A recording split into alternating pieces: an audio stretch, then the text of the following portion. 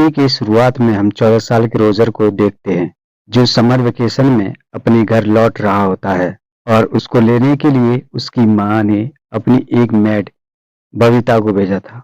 तब रोजर बबीता के उछलते हुए गुब्बारों को देखकर काफी उत्तेजित हो जाता है और बबीता भी उसके इरादे समझ चुकी थी, लेकिन वह उससे कुछ भी नहीं कहती। फिर ऐसे ही हिलते हिलाते हुए दोनों घर पहुंच जाते हैं, जहां रोजर की पूरी फैमिली मेंबर्स उसका अच्छे से स्वागत करते हैं। आगे हम देखते हैं कि रोजर की एक बहन भी होती है जिसका नाम वर्था होता है। वर्था रोजर को लेकर जंगल की तरफ चली जाती है, जहां उसे बबीता मिलती है। बबीता को वहां चोर की लगी होती है और वो वहीं रोजर के सामने ही पौधों को पानी देने लगती है, जिसे देख रोजर की आंखें फटी की फटी रह जाती है और सोचने लगता है कि ये मैंने क्या देख लिया। उसके बाद रोजर ये सब बातें सोचकर जंगल की तरफ भागा। तभी अचानक वह फिसल कर पास ही के एक झाड़ी में गिर जाता है और वहां से किसी लड़की के हंसने की आवाज सुनाई देती है। फिर वह देखता है कि उसी के घर की एक मैड उर्मिला किसी अनजान आदमी के साथ जंगल में इंटीमेट हो रही है। तभी उर्मिला रोजर को देख लेती है और मुस्कुराने लगती है।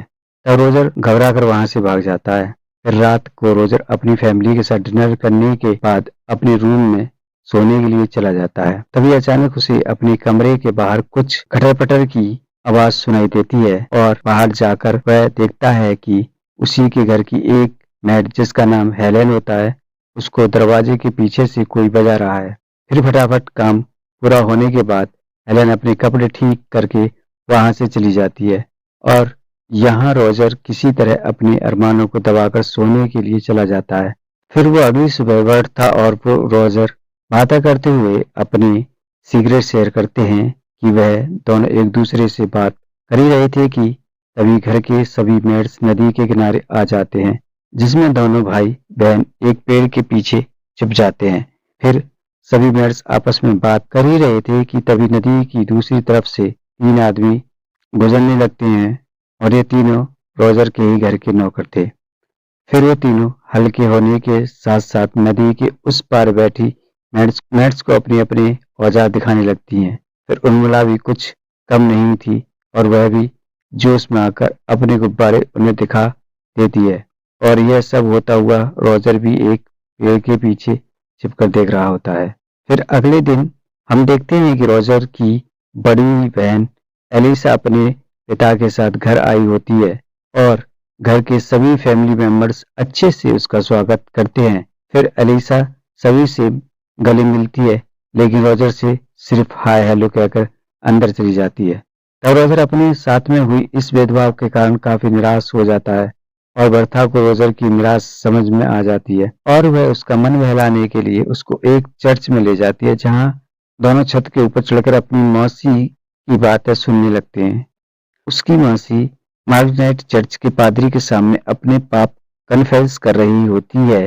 मैं वह फादर को बताने लगती है कि मुझे एक बहुत बड़ा पाप हो गया है। दरअसल मेरा नेफ्यू रोजर अपने समर वेकेशन की छुट्टी पर यहाँ आया है और जब से मेरे नैन उसके नैनों से टकरा गए हैं, मैं तब से उसकी दीवानी हो गई हूँ और कई बार तो मैं खुद को उसके साथ इंटीमेट होते हुए भी इमेजिन किया है।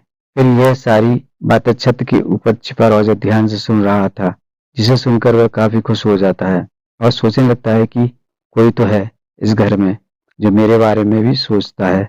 और वह यह सोच ही रहा था कि तभी अचानक से वह छत से नीचे गिर जाता है, जिससे उसका वहां फूट जाता है। उसके बाद मार्गरेट और फादर रोजर की माँ को उसके बारे में सब कुछ बता देते हैं, जिसे सुनकर रोजर की माँ बहुत गुस्सा हो जाती है और वह अपने नौकर से झाड़ की मुट्ठी लाने के लिए कहती है।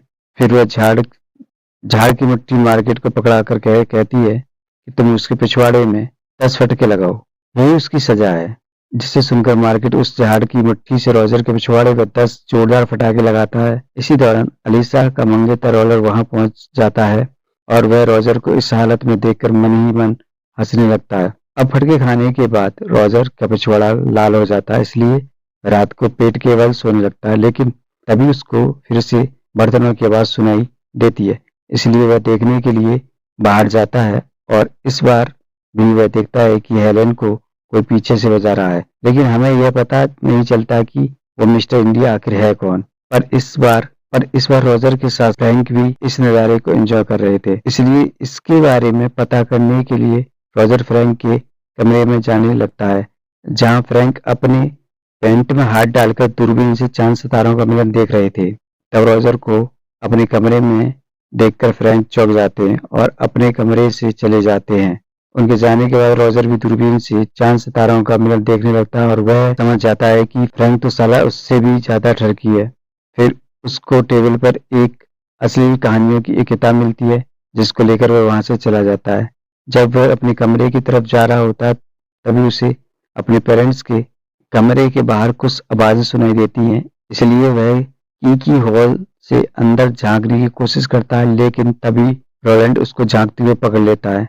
तब रोजर उससे रिक्वेस्ट करता है कि प्लीज मेरे पेरेंट्स को इसके बारे में कुछ मत कहना, तुम जैसा कहोगे मैं वैसा। जिसे सुनकर रोजर से अपना गाड़ी साफ करवाने लगता है। फिर अगले सीन में हम देखते हैं कि रोजर अपनी बहन एलिसा और रोले से बातें कर रहा था। तभी रोजर से कहता है कि देखो मेरे जूते कितने गंदे हो गए हैं, इसे अच्छी तरह से साफ कर दो।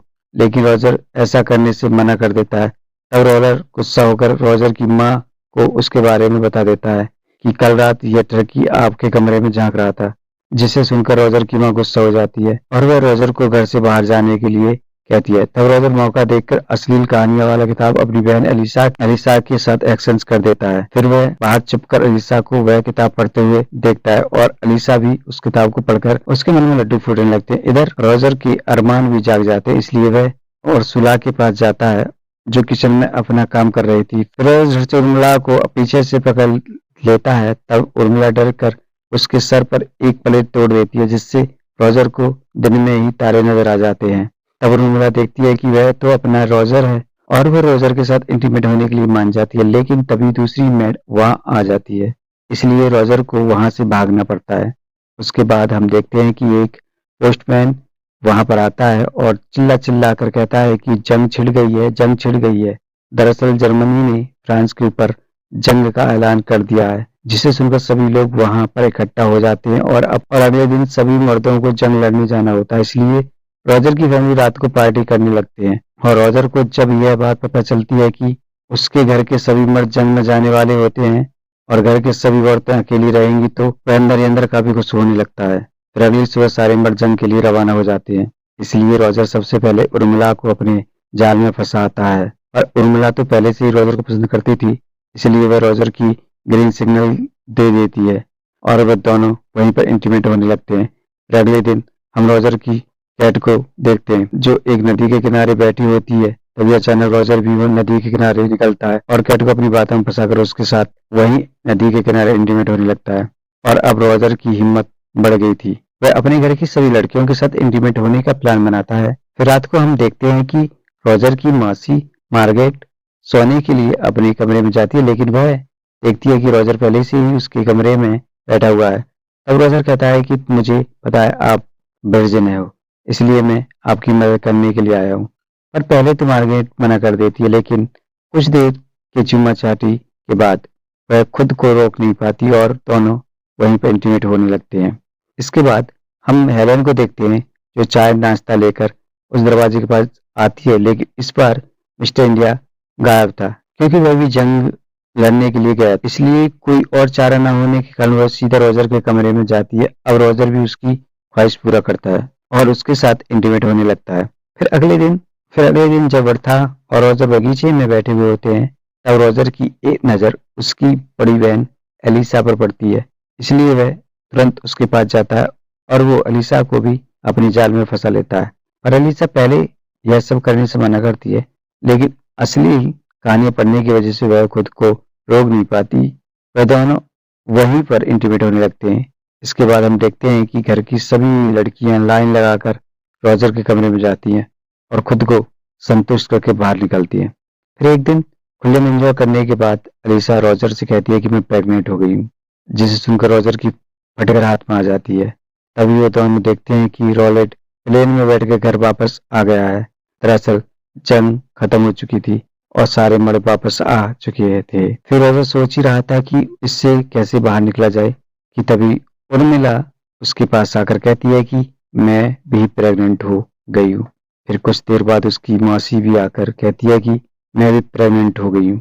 उसके बाद रॉजर को एक आइडिया आता है। अलीसा के पास जाकर कहता है कि तुम प्लीज रॉलेट को सीड्यूस करो, जैसे तैसे करके आज उसके साथ इंटीमेट हो जाओ। फिर रॉजर अपनी मौसी के पास जाता है और कहता है कि तुम प्लीज फ्रैग के साथ शादी कर लो, क्योंकि वह आपको बहुत चाहते हैं और आपका बहुत ख्याल रखेंगे। जब मार्गेट भी मान जाती है उसके बाद वह उर्मिला को भी नौकर के साथ शादी करने के लिए मना लेता है। फिर अगले दिन तीनों लड़कियों की एक साथ शादी हो जाती है और किसी को कानो कान भी खबर नहीं लगती कि रॉजर ने क्या गुल खिलाया है। फिर कुछ दिन बाद रॉजर की समर वेकेशन खत्म हो जाती है। अपनी बोर्डिंग स्कूल में वापस जाने के लिए तैयार हो रहा होता है, तभी हेलेन वहां आती है और उससे कहती है कि वो भी प्रेग्नेंट है। जिस पर रॉजर कहता है कि तुम टेंशन मत लो, मैं तुम्हारे लिए एक दूल्हे का इंतजाम कर दूंगा। जिस पर हेलेन कहती है कि इसकी कोई जरूरत नहीं है, मैं यहाँ के किसी भी एक मर्द को चुन लूंगी। अगली सुबह रॉजर अपने बोर्डिंग स्कूल के लिए निकल जाता है और इसी के साथ यह मूवी खत्म हो जाती है। सो दोस्तों, ये मूवी आपको कैसी लगी? अच्छी लगी हो तो इसे लाइक कर दें, चैनल पर नए हैं तो सब्सक्राइब कर लें। मिलते हैं अगली वीडियो में, तब तक के लिए चाहेंगे इजाजत। खुश रहें, खुशहाल रहें।